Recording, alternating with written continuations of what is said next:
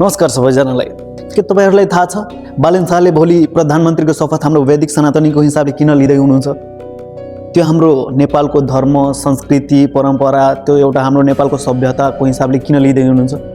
त्यो एउटा नेपाली हुनुमा गर्व पनि गर्नुपर्छ जुन हिसाबले बालेन शाहले भोलि शपथ लिनुहुन्छ।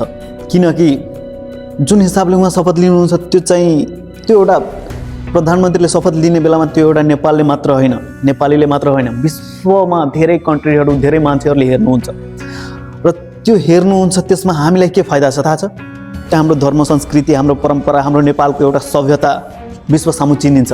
त्यो हाम्रो एउटा प्रमोट हुन्छ, ठुलो प्रमोसन हुन्छ। सो त्यसैले हामीले गर्व गर्नुपर्छ। त्यो हिसाबले बालेन शाहले शपथ लिनुहुन्छ, त्यसमा हामीले धेरै गर्व गर्नुपर्छ हामी नेपालीहरूले।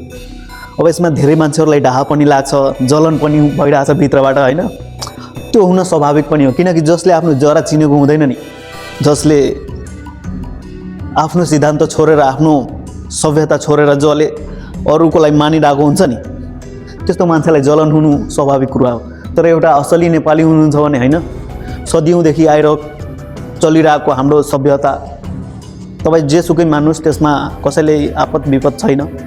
तर एउटा नेपालीको हिसाबले हामीले यसमा गर्व गर्नुपर्छ। अनि हजुरहरूलाई कस्तो लाग्यो? हजुरहरू यसमा सहमति हुनुहुन्छ या के आफ्नो प्रतिक्रिया कमेन्टमा लेख्न नबिर्सिनु होला।